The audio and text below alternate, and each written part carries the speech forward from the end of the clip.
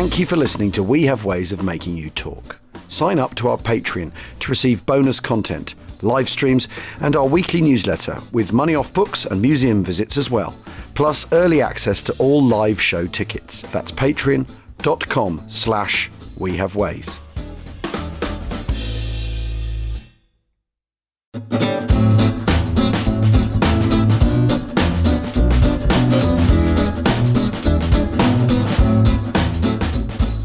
Achtung! Welcome to We Have Ways of Making You Talk with me, Al Murray and James Holland, the Second World War podcast for all your Second World War podcast needs. And James, we're joined by a very special guest today. There's a sort of extraordinary kind of personal connection with this guest, something we've been talking about for a while since you discovered the letters and all this sort of stuff. So, Jim, who are we talking to and who are we going to talk about? Well, we've got a bit of a TV legend here. We've got Charlie Lawson, none other than Jim McDonald from Coronation Street. A part he played in a staggering 1,168 episodes between 1989 and 2018. And he's been in many other things besides. The most extraordinary thing, because when I was writing Savage Storm, my first sort of chunk of the Italian campaign, I came across these letters by an Australian guy called Lawrie Franklyn-Vaile. And incredibly moving and vivid they were too. When he got out to first to Sicily and then into mainland Italy, Lawrie Franklyn-Vaile became very, very good friends with a guy in his company who he called John Glennie, also known as Gordon Glennie. It turns out that fellow, who very, very sadly died just north of Termoli in the latter half of 1943, in Lawrie Franklyn-Vaile's arms in a night attack, he'd got machine gunned across the chest and bled out, is the uncle of Charlie Lawson. Whoever would have thought it? And then a few weeks ago, or a month ago, or whatever it was, a massive package arrived in the post, and it's all Gordon's letters and Amazing. Various other things, his wrist identity bracelet and other things, and a little Bible and prayer book and various other stuff. And I want you to know, Charlie, they are now safe in a fireproof case. all labelled and organised, and I'm absolutely terrified. I need to get them back to you as soon as possible. Well, imagine my delight and emotions when listening to your podcast, and the name, you can't really miss it, Lawrie Franklyn-Vaile came up. I immediately yelled to Debbie in the kitchen, "Debbie, in the name of God, it's Gordy!" And and I listened, and it was extraordinary. And I raced upstairs, got the letters, and the rest is, well, it's not history. Well, it is history, you know what I mean? But of course, I was familiar with Gordon, or Gordy, or indeed Paddy, as one of his girlfriends used to call him when he was in training, or John.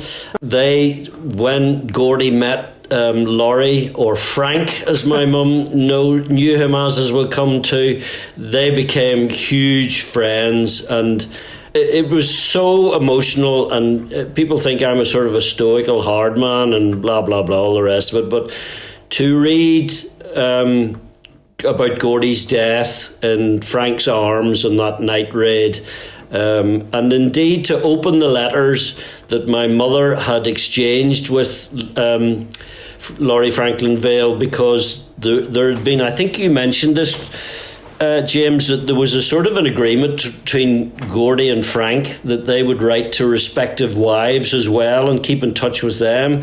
And of course I delved into this bloody box, and there was Muriel, my mother, writing to Lawrie Franklyn-Vaile, and vice versa, and the letter he wrote to Muriel about Gordy's death was just, I was in bits, and Debbie was in and out the room saying, "What in the name of God's going on?"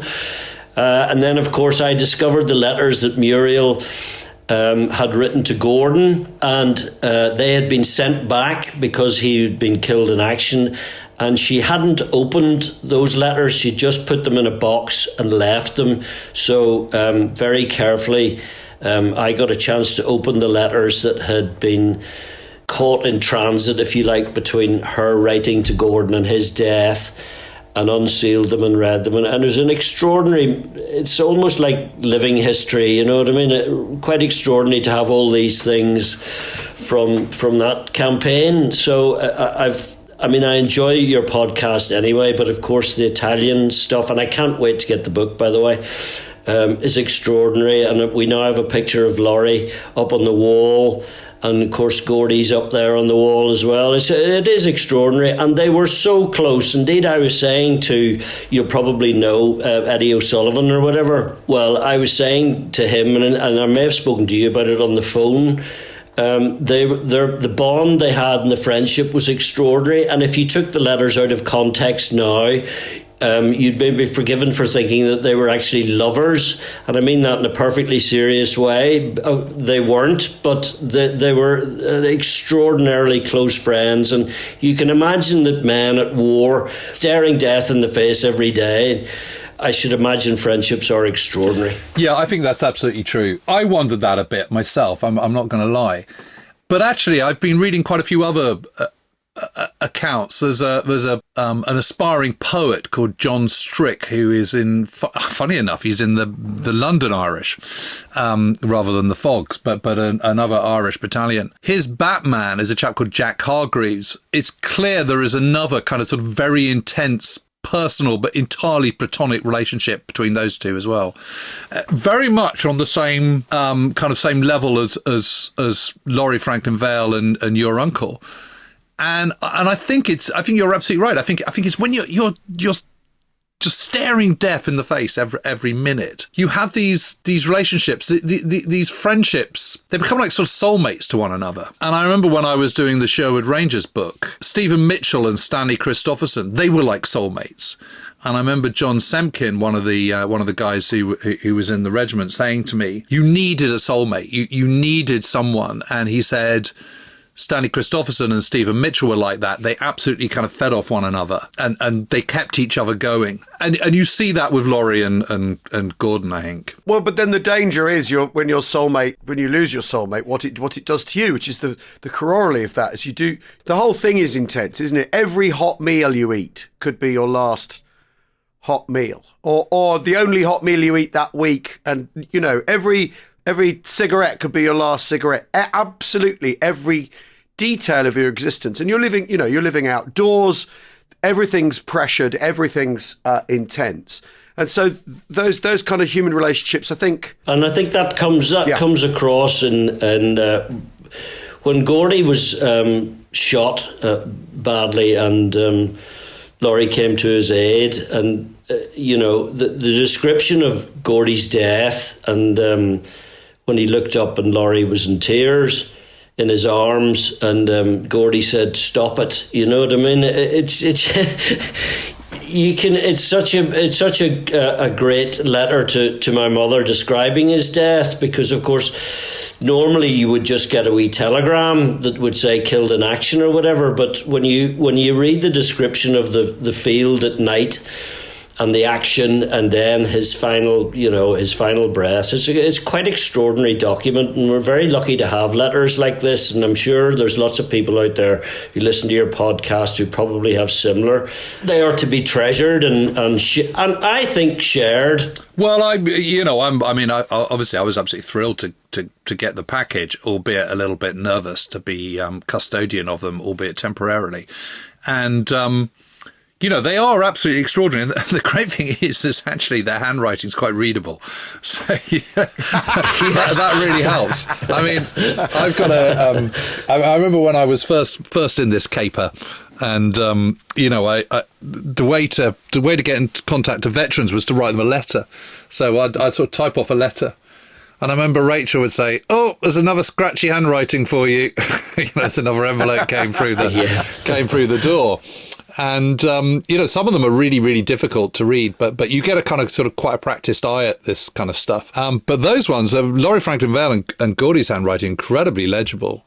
I mean, Charlie, tell us a little bit about the family and the background and Gordy and your mum and what they were about. They're obviously Enniskillen people, aren't they? Yeah, and as you may or may not know, education in Ireland, north and south, is although to its detriment, I suppose, completely religious-based, Protestant and Catholic.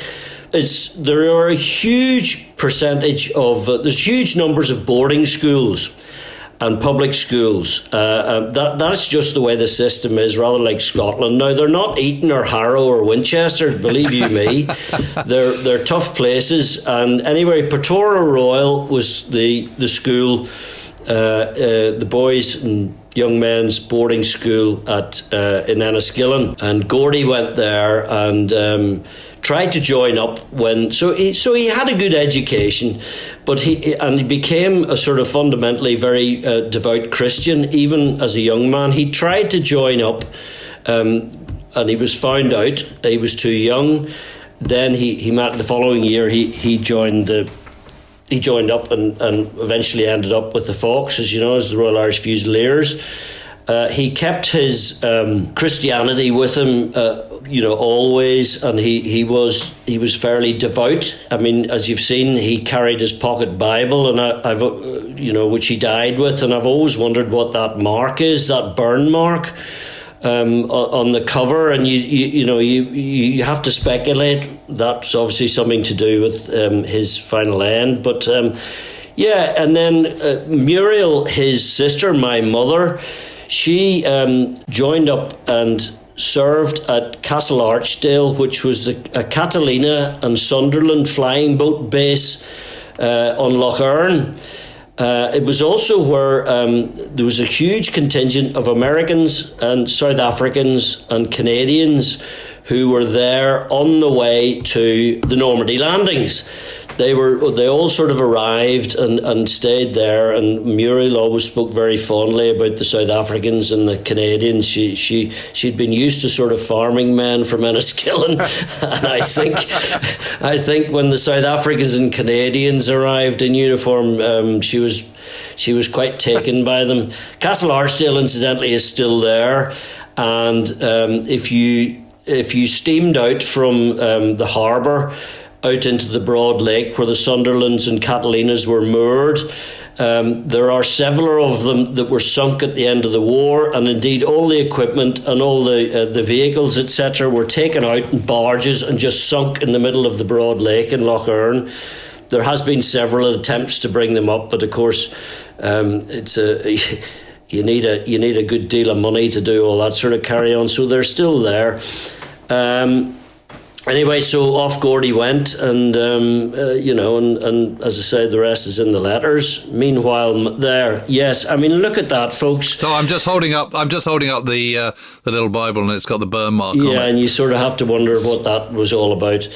But meanwhile, my father had just the story about Quinton. He was up in Belfast with his brother George at Campbell College, which I think is probably still had the most people killed from one of the schools in Northern Ireland, and that's where I went to school, and the war memorials inside the building, and everything to do with Campbell College is really based around the sacrifice that these young men made. Anyway, Q was there studying biology, and he went down to do his interview down in Dublin at the famous university there. And on the way back up, he threw his papers out the window, got off the train, and joined the RAF.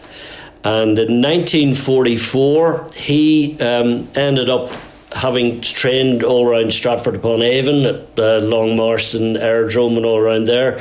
He went to South Africa to finish his training. And from South Africa, he went to Burma. And you would know, boys, more about this than me, but he was in 79 Squadron, which was a sponsored squadron by the presidency of Madras.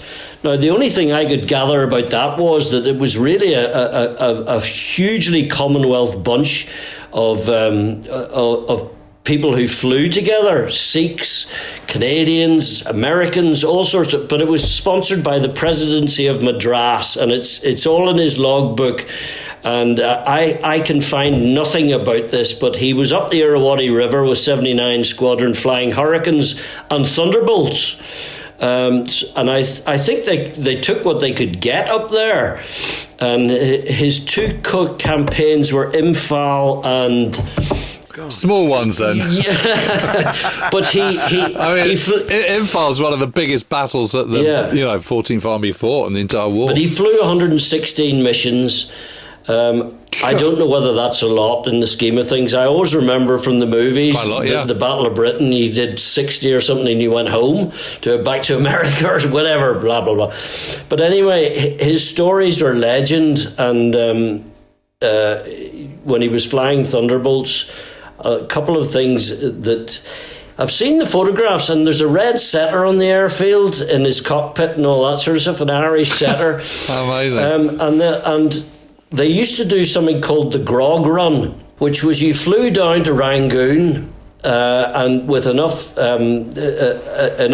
fuel to get you there. And then on the way back, one of the wing tanks was stuffed full of fags and booze, and that was called the grog run. And I said, are you serious, Dad? He said, oh, yeah. He said, they took it in turns, to fly down there and come back on the grog run. His most serious injury was he was pushed and fell into a man trap around the edge of the airfield. Which was and he got a spike through his elbow, and he had to have. He said the worst part of the war was having 8 rabies injections a day. But he had a good war. He enjoyed it, and wasn't ashamed to say that although it was a very tough time, he enjoyed the war. And I think was at a complete loss when he came back. Meanwhile, his brother George was on the Atlantic convoys out of Derry/Londonderry, and they both came back. And Northern Ireland has always been a hotbed of you-know-what, and they were living in Strabane of all places, which is let us say is a fairly Republican town. But they lived there anyway and refused to take their uniforms off, and of course delighted in winding up the locals on a Saturday night, ending up in jail for fighting. So that's... Oh my God. So you do the Atlantic convoy, come back, get in a scrap, spend the night in jail, and then go back to Halifax or something. And meanwhile, Gordy was fighting his way out Sicily and up into Italy. Uncle Fred, meantime, was in bomb... So this is Gordy's brother? Yeah, it's Gordy's brother. Uncle Fred was, I think it was in Skegness, was blown up. He was killed in Skegness defusing a mine. Oh my God! So Jesus. There you go. So there was a bit of sacrifice in your family then. Yeah, but I'm the only one who hasn't sort of served, and without going into detail, it's in the autobiography. But I got involved with sort of certain red, white, and blue organisations.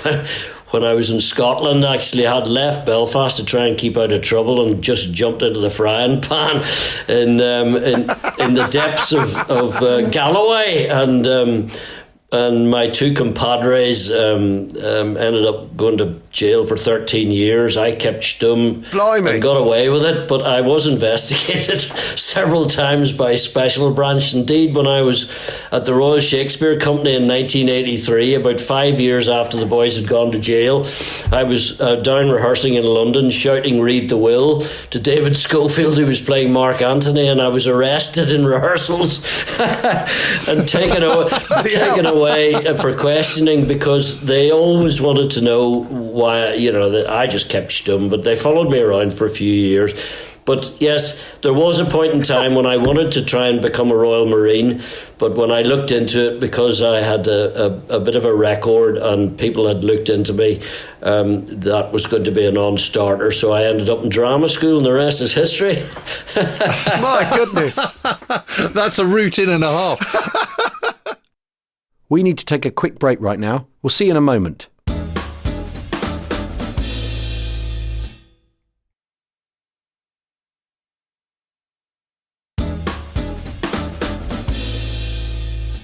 Welcome back to We Have Ways of Making You Talk. Did your mother ever talk about Gordy? I mean, the letters are obviously too painful, so she never opened them. I mean, yes, you can imagine what it must be like. I mean, I've got the telegram here where they're, priority CCJS Glennie Esquire, 1 Rosori Terrace, Enniskillen. Which is still there. Deeply regret to inform you of report received from Central Mediterranean area that Lieutenant J.G. Glennie, Royal Irish Fusiliers, was killed in action on 27th October 1943. The Army Council desire to offer you their sincere sympathy. Under Secretary of State for War. I mean, you know, when you get that dreaded telegram that so many people received over the 2 wars, you're obviously that's devastating. But that just throws up so many. You're just going to want to know all the answers, aren't you? And none of them are there. Was it a mistake? Could there be a mistake here? You know, what happened to him? How was he killed? Did he suffer? All those sort of things. So then, to have the letters from Lawrie Franklyn-Vaile explaining what happened must have been a huge help. But then, you know, I mean, I've got you've sent me literally everything, and there's his soldier's service book here with a sort of battered kind of paper jacket, and I'm just going to hold this up now, and it's got his kind of, you know, 5'7" ¼ inches, 34.5 inch chest, eyes blue, weighed 130 pounds, complexion fresh, hair fair, you know, and scribbled over it in red crayon. Deceased. You know, that gets sent back to the family. Yeah, Muriel... It's brutal, isn't it? Mum never really got over it, although it has to be said that Frank's letters were a great comfort to her, and the honesty that he dealt with the situation was a comfort to her. So she knew really what had happened, and from their relationship... I mean, there again, when you read those letters, James, you might be forgiven for thinking there might have been more going on with Muriel and Frank. It's just one of those things. There certainly wasn't, but, you know. No, I'm very lucky that Muriel just put them nicely in a box and left them. And of course, you know, I took... That box wasn't going anywhere. That came with me after my mother and father had passed away. And indeed, Quinton stuffed my dad. I've got most of that. But unfortunately, I digress slightly, he lost most of his treasures because, another true story, when the Burmese used to look after the airfield up the Irrawaddy River and patrol it at night, they weren't very good or reliable, and the Pathans were recruited, who, as you know, are from down the road in Afghanistan or whatever. But anyway, I couldn't believe this. He said, oh yeah, he said, we had a tribe of Pathans and they came up, and we used to pay them, and we used to give... there was one guy who used to smash up tail lights and say they were semi-precious stones and give those to them, and all sorts of carry-on went on. But at the end of the war, my dad he actually led the squadron, although he was not officially made squadron leader. He was just the senior flyer who was left. So he led the squadron towards the end of the war, last couple of months of the war. Indeed, he has a personal letter from Lord Louis Mountbatten. So he's mentioned in dispatches, but he also has a personal letter from which I have, thanking him for his service and that Lord Louis Mountbatten had heard about his sacrifice and all the rest of it. But anyway, so when it came, so then he spent the next month or so flying serviceable aircraft back to Rangoon, flying back up to various airfields and beating up old things that were just falling apart.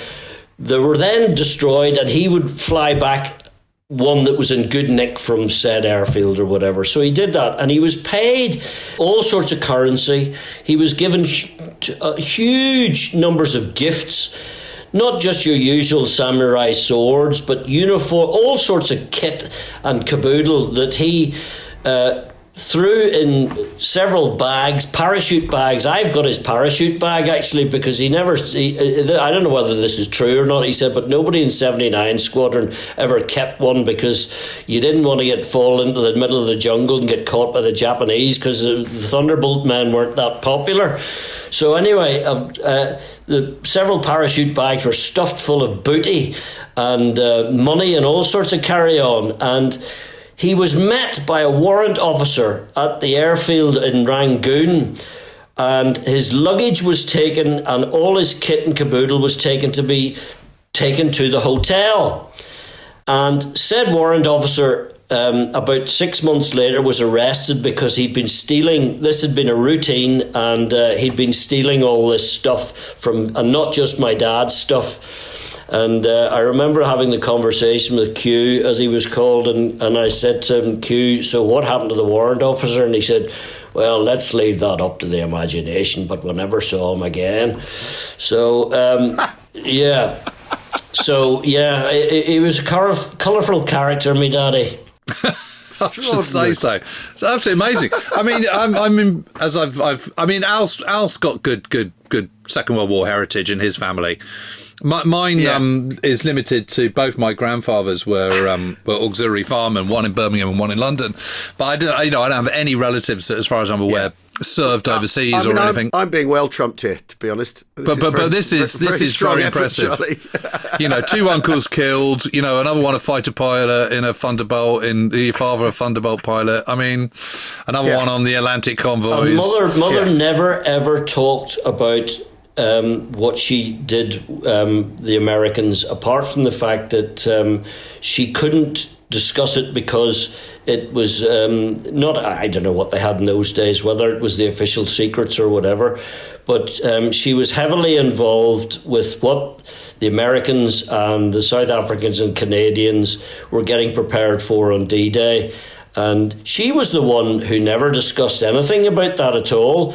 If you gave Q a cream of the barley and soda, or a few of them, and he would quite happily regale you with stories about the war. He thoroughly enjoyed it. And I remember when they were living in Enniskillen, and there was an old airfield there called St Angelo Airfield, which was also used as a Catalina base and a Sunderland base.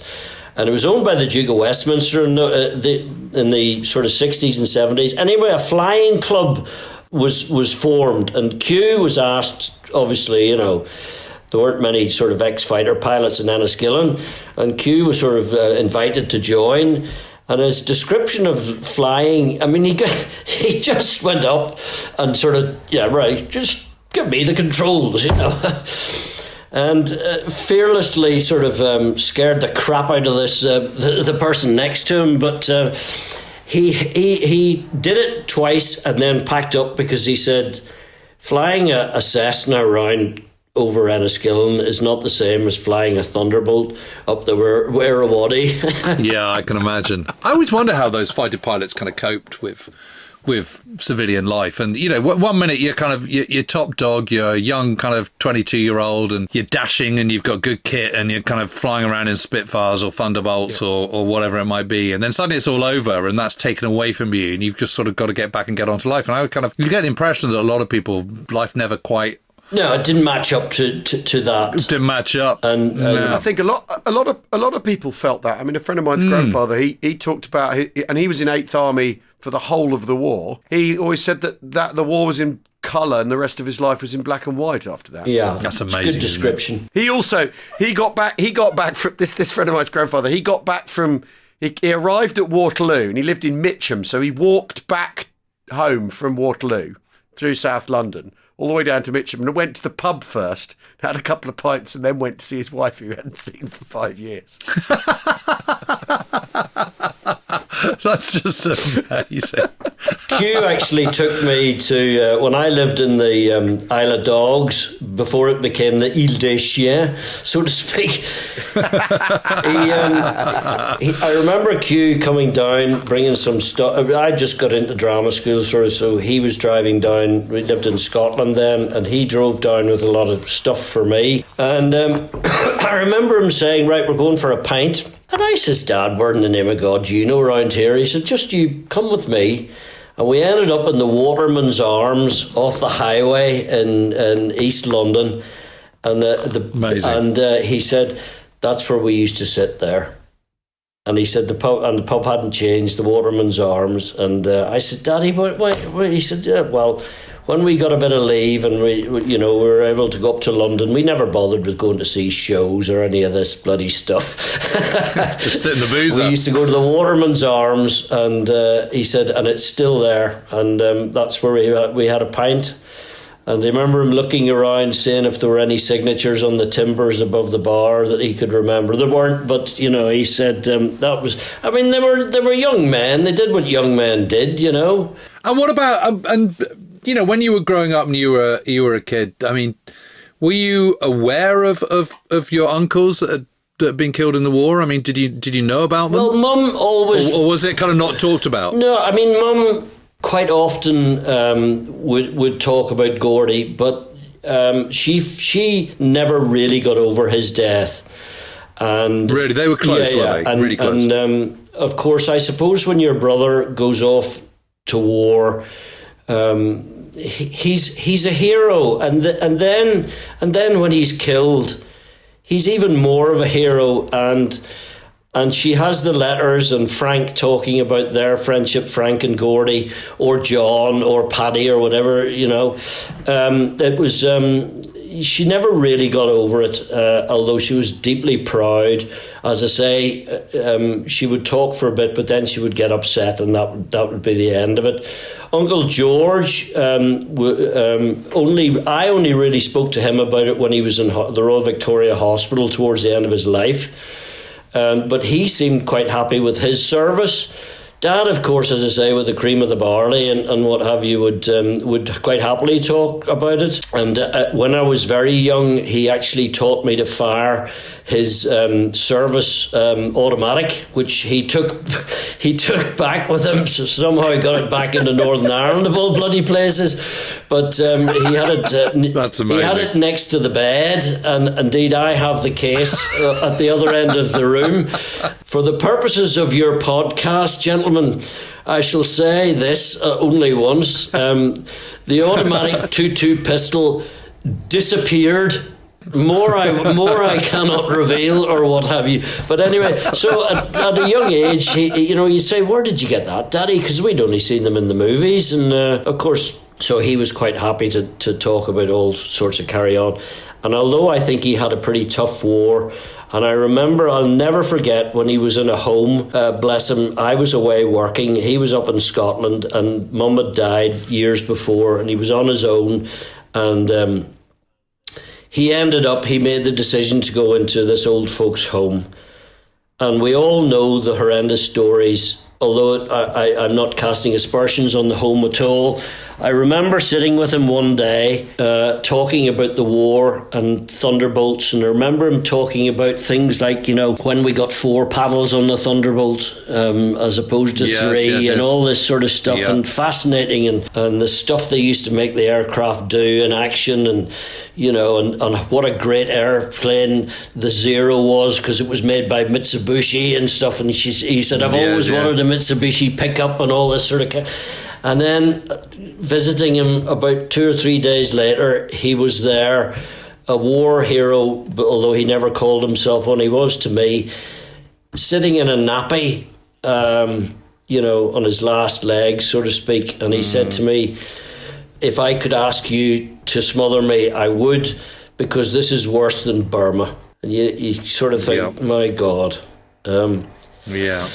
And unfortunately, that he died a few days later in my wife's arms. But we don't realise, we can't realise because we weren't alive and we didn't go through that. I mean, you even think, I revisited the Battle of Britain the other day, the movie, and I know you've talked about it, and you just, you see the young Ian McShane, who's probably about 30, but he's playing someone who's sort of 19.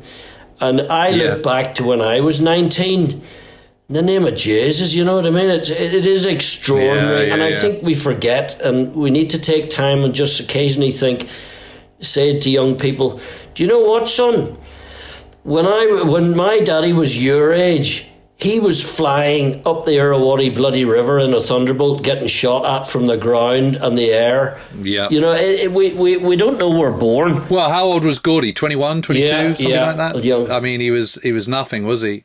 Have you ever been out to see his grave, or No, did your mum ever go? My mum went, and my and Gordy's good. Gordy's mother went, and mother and father went.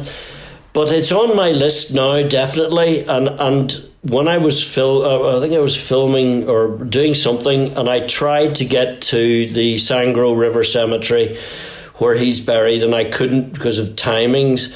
But what a small world! After I'd had a chat with Eddie O'Sullivan on his podcast, blow me, I got a letter from a lady who visited the Sangro River Cemetery on a regular basis to see her relatives, and she always put flowers on Gordy's grave. And I said, what's the connection?